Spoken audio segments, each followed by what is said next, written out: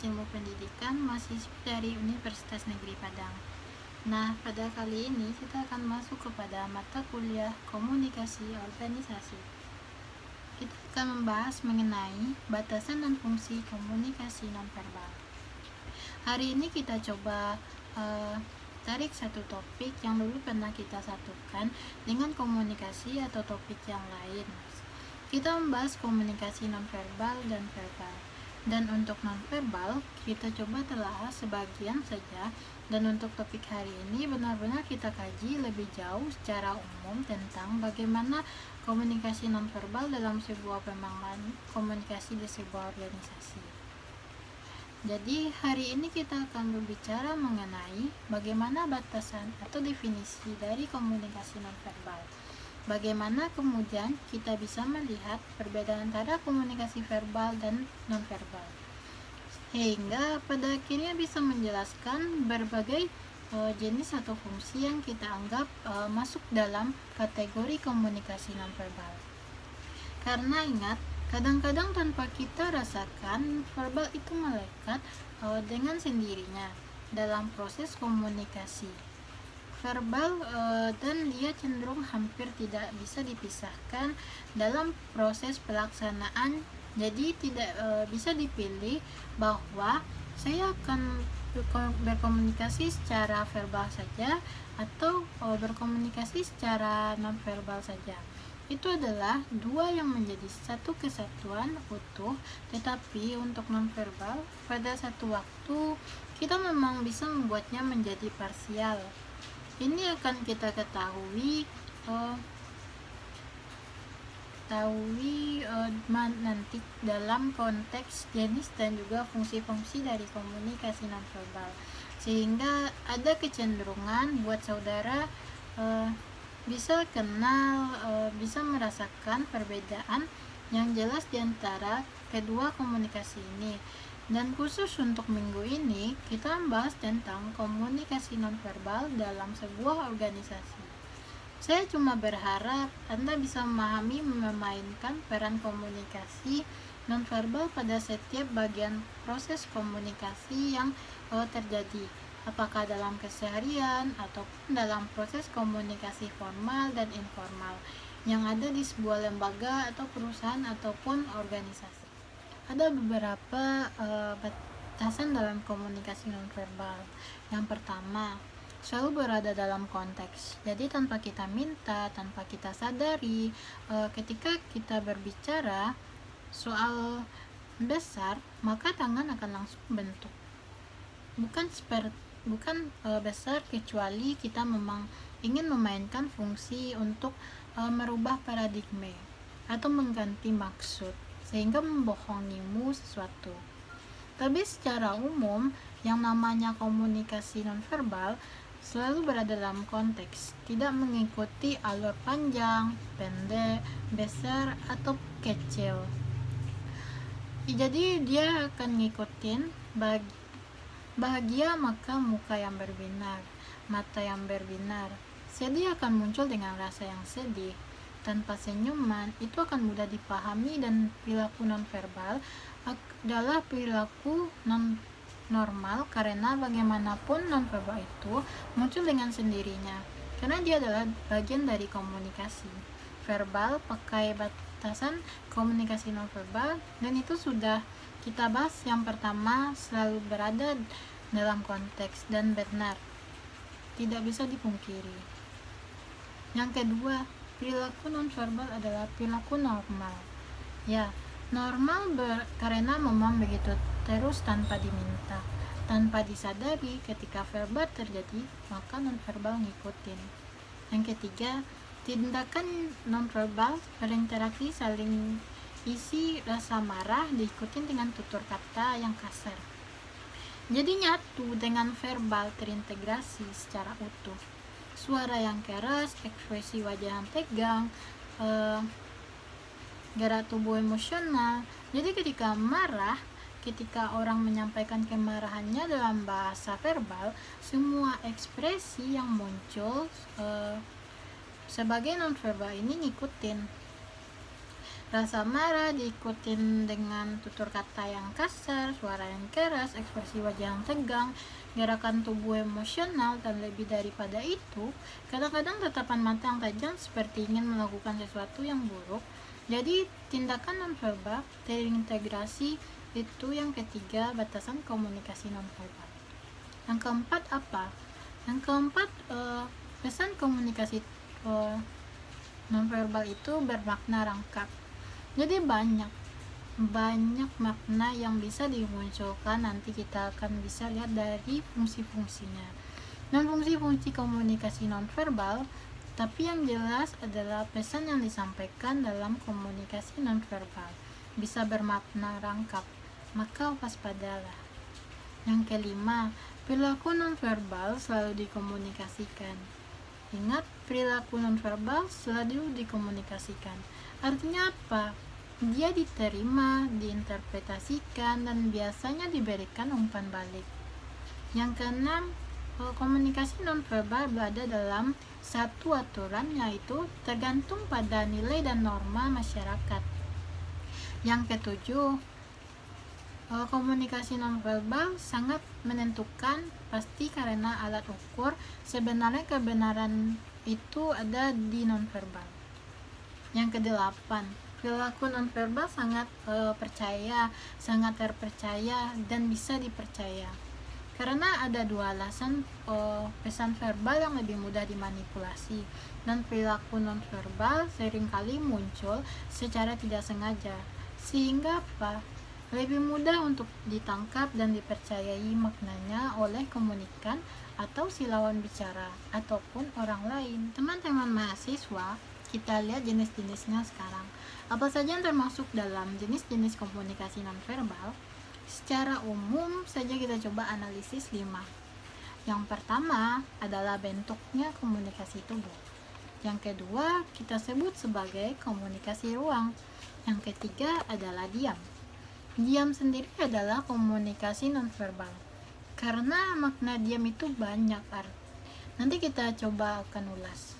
Yang keempat, ya kita menyebutnya paralog atau paralaik, komunikasi temporal. Yang kelima, atau waktu. Kita coba lihat satu persatu dari 5 hal dari masing-masing jenis komunikasi nonverbal ini. Yang pertama dari komunikasi tubuh dulu. Gesture itu termasuk ke dalam komunikasi tubuh. Gesture atau isyarat, ilustrasi, penampilan, afeksi, regulator, adaptor, ya masuklah ke dalam itu semua. Komunikasi wajah seperti apa? Seperti rasa senang, tidak senang, tertawa, bahagia, tersenyum, cemberut, dan lain sebagainya, itu komunikasi wajah. Rasa dominan menuntut dengan postur tubuh, dengan postur tubuh yang santai, suara yang keras, gaya elastur, menjaga jarak, itu juga termasuk dalam kategori ini. Yang ketiga, komunikasi wajah itu. Jadi komunikasi wajah tadi ada 3, paling tidak secara umum. Pertama, rasa senang, seperti yang saya jelaskan tadi. Yang kedua adalah rasa dominan atau menuntut dengan postur tubuh. Yang ketiga adalah aktivitas fisik dan psikis. Aktivitas fisik dan psikis atau mental dengan kecepatan rata-rata berbicara dan tinggi rendahnya suara. Persoalan komunikasi wajah. Yang pertama, kalau kita bicara soal keakuratannya ada ketidaksesuaian emosi dengan ekspresi wajah, kebahagiaan kadang-kadang memiliki keakuratan tidak lebih dari 50%. Misalnya gitu. Terkejut kadang-kadang 30 sampai 86%. Dan kesedihan bisa 19 sampai 88%. Itu bisa dirubah oleh yang punya diri. Bisa dirubah atau didesain. Ketika ingin memainkan peran ini, maka ada istilah, coba lihat kita dalam berfragmen atau memainkan peran dalam sebuah film atau drama. itu bisa didesain sedemikian rupa. Jadi kadang-kadang yang nonverbal ini meskipun pada prinsipnya tidak bisa dibuat-buat, tapi pada kondisi tertentu dia bisa didesain dengan sangat baik. Jadi gini, memang perlu waspada juga, tidak selamanya ternyata nonverbal itu bisa dimaknai sebagai sesuatu yang paling jujur, karena dari fungsinya nanti kelihatan bahwa ada maksud kadang-kadang memang untuk membohongi orang lain atau membohongi lawan bicara supaya apa? Tidak mengetahui rahasia apa yang kita sampaikan. Nah, yang kedua, persoalan komunikasi wajah yang kedua adalah soal pengaruh konteks. Pengaruh konteks atau keadaan atau situasi yang bisa-bisa memberikan pengaruh pada komunikasi wajah yang kita maksudkan tadi. Yang ketiga, universal atau relatif. Yang keempat adalah ekspresi sesaat. Ekspresi sesaat terbuka atau tersembunyi. Kadang-kadang ekspresi wajah tergantung pada tingkat kesadaran seseorang atas tindakannya. Kalau dia sadar, maka dia akan kadang-kadang ekspresi itu bisa ngikutin, dan kadang-kadang ketika dia sudah tidak sadar itu bisa berubah. Jadi yang namanya komunikasi lagi-lagi bisa didesain, bisa dimanipulasi, sehingga persoalan kejujuran tidak bisa ada jaminan 100%. Apakah dari sisi verbal yang notabene punya kondisi yang lebih besar untuk diterjemahkan secara negatif, bahkan termasuk komunikasi nonverbal juga bisa dimanipulasi. Dengan komunikasi mata sekarang, komunikasi mata kadang-kadang marah, menghindar, takjub, kagum, umpan balik, suatu hubungan kedekatan fisik, dan lain sebagainya. Itu bisa dilihat dari komunikasi mata. Jadi mata adalah cakrawala.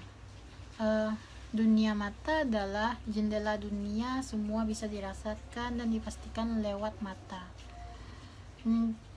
Jadi ada memang mata yang mengkomunikasikan untuk menghindari sesuatu. Itu bisa dilihat bagaimana pergerakan mata, tatapan matanya yang ingin menghindari orang lain terhadap sesuatu yang lagi kita simpan, kemarahan, kesedihan, kebahagiaan, itu lewat mata. Kekaguman, umpan balik, kedekatan emosional, semua melalui mata. Terakhir adalah bahasa sentuhan. Nah, ini mungkin dari ungkapan seksual, misalnya maaf, dengan hubungan suami dan istri. Sentuhan tidak berupa kata-kata, tetapi memberikan imajinasi yang berbeda, sehingga terjadi komunikasi yang sangat luar biasa antara kedua pasangan. Ini menghibur, memberikan dukungan, termasuk kekuasaan atau dominasi. Itu sebenarnya bisa dimunculkan dengan sentuhan. Bagaimana seorang dosen, seorang guru memberikan sentuhan kepada anak didiknya dalam rangka menguasai atau mendominasi? Bagaimana seorang ayah merangkul, memeluk anaknya dalam bentuk ingin menguasai dan mendominasi supaya anaknya dalam bentuk ingin supaya anaknya bisa terhibur. Nah, itu makna-makna tertangkap dalam komunikasi nonverbal yang kita sebut dalam bahasa-bahasa sentuhan komunikasi verbal. Nah, yang kedua, komunikasi ruang. Ini terkait dengan komunikasi ruang, juga termasuk dalam komunikasi nonverbal.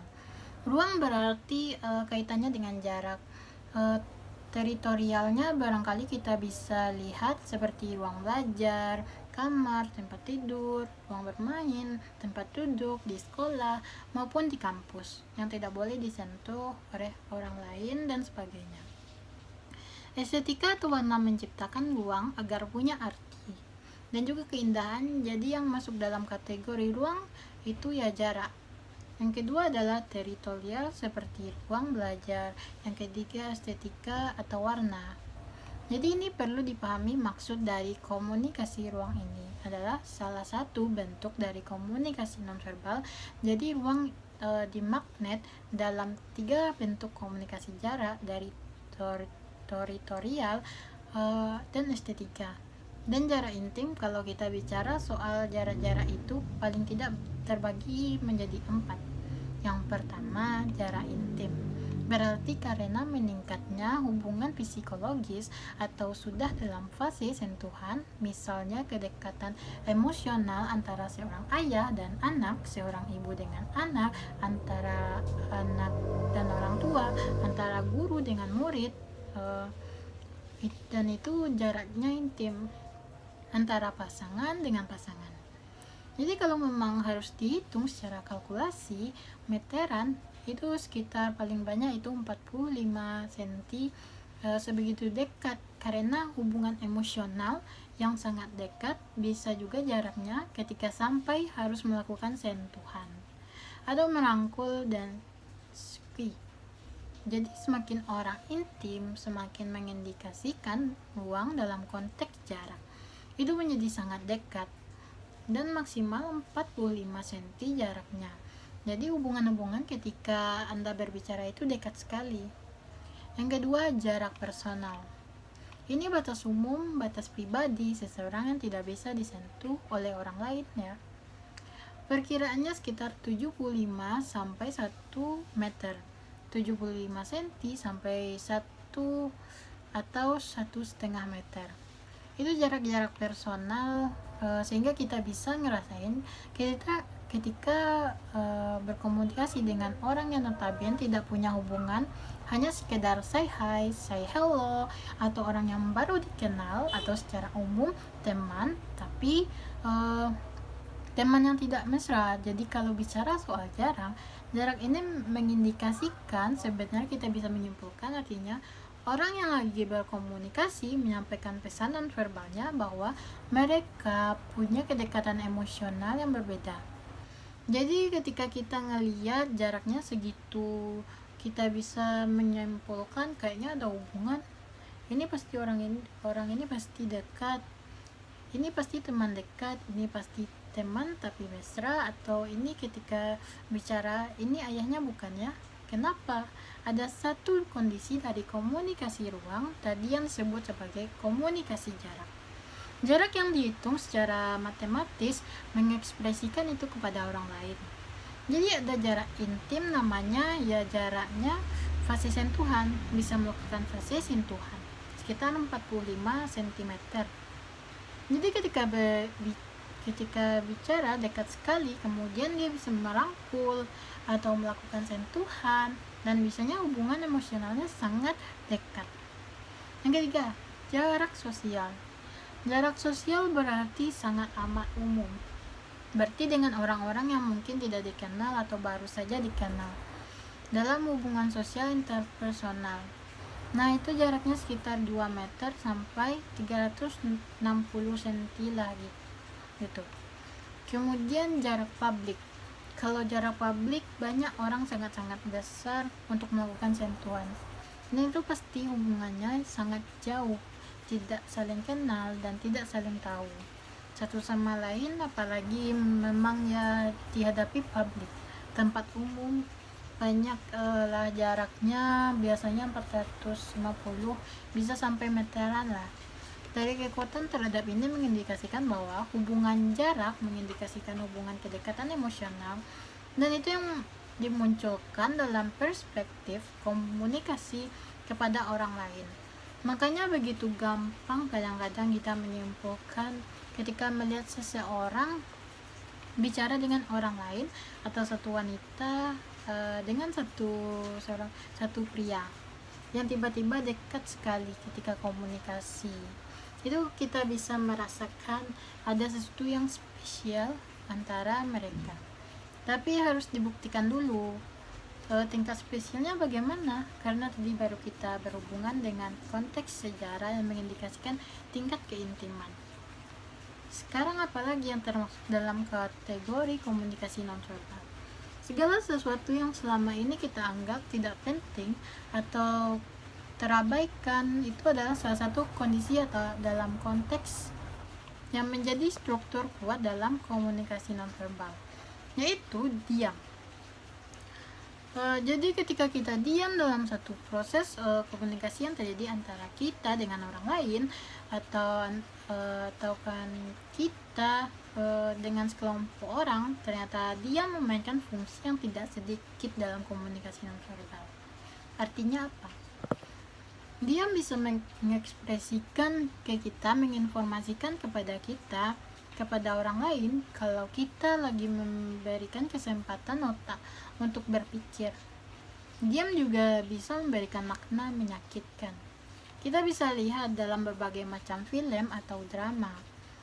Sebegitu antusiasnya, sebegitu bersemangatnya, sebegitu tertekannya seseorang kemudian hanya dihadapi dengan kondisi diam oleh lawan bicaranya itu semakin bukannya membantu, tetapi justru semakin menyakiti lawan bicara. Jadi kadang-kadang diam justru bisa berfungsi menyakitkan. Diam juga mengisolasikan diri sendiri, bisa juga diartikan sebagai mencegah komunikasi yang terjadi antara kita dengan orang lain. Atau istilahnya, diam itu silent is gold. Diam itu adalah emas. Diam juga bermakna mengkomunikasikan perasaan. Artinya menolak dominasi, sehingga diam dijadikan sebagai salah satu bentuk komunikasi nonverbal. Ketika berbicara dengan orang lain untuk menunjukkan bahwa perasaan kita tidak ingin didominasi oleh mereka. Dan diam kadang-kadang juga bisa menyampaikan untuk tidak menyampaikan untuk tidak satu sepatah kata pun, ya tanpa makna, sehingga orang akan kebingungan apa maksudnya. Jadi ketidaktahuan maksud dari si lawan bicara juga merupakan salah satu alat dari komunikasi nonverbal dalam bentuk diam. Jadi diam ini punya manifestasi yang banyak sekali macam-macam. Jadi barangkali ini dijadikan sebagai alat. Nah, kemudian yang berikutnya yang tadi kita bahas yang masuk dalam kategori ini adalah paralanguage atau kecepatan berbicara, termasuk volume di situ. Termasuk ritme, resensi, apalagi bentuk-bentuk vokal seperti tertawa, cekikan, pekikan, rengekan, rintihan, semburan, tinggi rendahnya suara, atau ketika seperti di kalimat kita kasih ball, yaitu maknanya memberikan penekatan pada setiap kalimat atau kata-kata yang kita sampaikan. Itu masuk dalam paralanguage atau dan persepsi. Nah, orang seringkali menilai orang lain berdasarkan suara-suara yang muncul dari paralanguage ini. Yang pertama, suara merupakan gejala atau tipe kepribadian seseorang. Yang kedua, suara juga mengindikasikan atau mengidentifikasikan sikap emosional seseorang. Nah, paralanguage dan percakapan. Jadi tadi paralanguage dan persepsi menjaga sekaligus dapat mengubah pesan. Peran pembicara dan pendengar dalam percakapan. Misalnya gini, ingin lanjut berbicara atau ingin memberi kesempatan kepada orang lain. Nah, itu percakapan. Jadi paralanguage juga bisa dimaknai dalam konteks percakapan, dan itu masuk dalam kategori komunikasi nonverbal.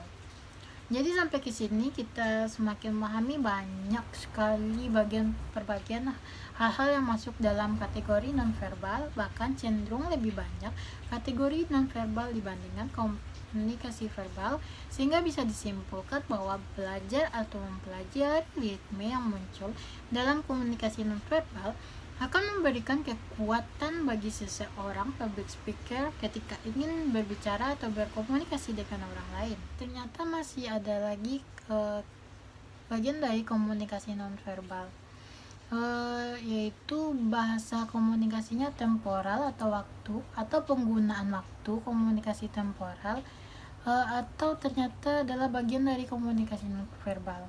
Karena dia bisa mengekspresikan atau menunjukkan informasi tertentu. Yang pertama, menunjukkan status seseorang yang tidak akan telat jika berhubungan dengan orang lain, maka dianggap berpuasa. Artinya gini, tidak akan telat jika berhubungan dengan orang lain. maka dia dianggap lebih berkuasa, akan menunjukkan status. Jadi orang yang akan menguasai, dia akan menunjukkan bahwa dia tidak akan telat, atau justru sebaliknya terkait dengan waktu, dia akan telat. Dia suka-suka dia karena dia pegang kendali, karena dia bosnya, atau bisa dimaknai dalam arti yang lebih luas lagi. Yang kedua adalah waktu atau kesesuaian. Karenanya dalam komunikasi ada jam konsultasi namanya. Jadi jam atau temporal ini ternyata masuk dalam kategori komunikasi nonverbal. Nah, untuk lebih jauh, kita lihat sekarang fungsi-fungsi dari komunikasi nonverbal. Kita pernah bahas beberapa, sekarang kita coba cari lebih jauh melihatnya. Yang pertama, fungsinya adalah estetis. Yang kedua, kontradiksi. Yang ketiga, membaca sebagai substitusi. Yang keempat adalah komplimen. Yang kelima, fungsi dari komunikasi nonverbal itu terhadap verbal adalah regulasi, dan yang terakhir aksentuasi. Jadi saya ingatkan fungsinya ada 6: repetisi, kontradiksi, substitusi, komplimen, regulasi, dan aksentuasi. Kita coba lihat satu persatu biar Anda lebih tahu, lebih kenal bagaimana fungsi dari masing-masing komunikasi ini. Nah, sekarang kita lihat satu persatu dari fungsi-fungsi komunikasi nonverbal ini. Sebenarnya banyak kalau kita coba melihat apa yang disampaikan oleh salah satu pakar komunikasi internasional bernama Max Knapp. Itu dia membagi belasan malah. Saya nggak tahu persis sampai 17 kalau tidak salah, tapi yang kita bahas secara umum ada 6 fungsi dari komunikasi nonverbal terhadap komunikasi verbal terjadi. Apa saja fungsinya? Yang pertama, repetisi. Repetisi terkadang informasi atau pesan yang disampaikan secara verbal itu masih belum bisa dipahami oleh seseorang, masih belum bisa dimaknai secara tepat, meski perlu penelaahan lebih lanjut, analisis lebih panjang. Karena memang tidak semua orang mampu menyampaikan suatu informasi secara baik dan benar atau mudah dipahami oleh orang lain. Ada bisa saja si komunikan memang tidak konsentrasi atau memang ada masalah pada si komunikatornya. Nah, disinilah fungsi komunikasi nonverbal kadang-kadang memberikan peran aktif untuk memberikan repetisi atau pengulangan. Jadi komunikasi nonverbal ini berfungsi sebagai repetisi yang mana bisa mengulang kembali pesan yang disampaikan secara verbal. Misalnya seorang komunikator dapat memberikan isyarat dengan bahasa tubuh atau dengan simbol-simbol lain yang ada di dalam gerakan body language-nya untuk memberikan informasi ulang yang sekitarnya belum dipahami oleh komunikan atau penerima pesan, sehingga informasi tersebut dapat sampai ke komunikan dan benar-benar bisa dipahami. Misalnya, saya bilang ukurannya besar, nah belum tentu didengar baik, tapi dengan ukurannya mau pilih yang mana, saya mau pilih yang besar. Ini akan menunjukkan bahwa kadang-kadang si komunikan tidak terlalu fokus atau tidak perlu fokus pada jawaban verbal, tetapi cukup melihat dari repetisi yang diulang. Karena repetisi berarti mengulang, maka dia akan terjadi delaynya sedikit sekali. Jadi ketika verbal keluar akan langsung diikuti karena dia repetisi. Dia tidak akan serta-merta langsung bersamaan. Jika kita bilang saya mau yang besar, maka dia akan ngikutin.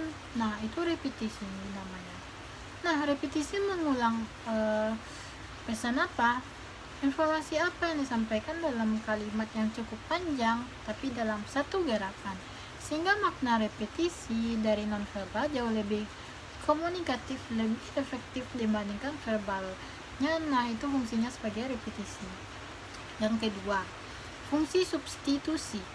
Namanya sama halnya seperti fungsi repetisi, bahwa komunikasi nonverbal ini juga dapat sekaligus memperjelas kepada komunikan satu informasi yang belum bisa dipahami mereka.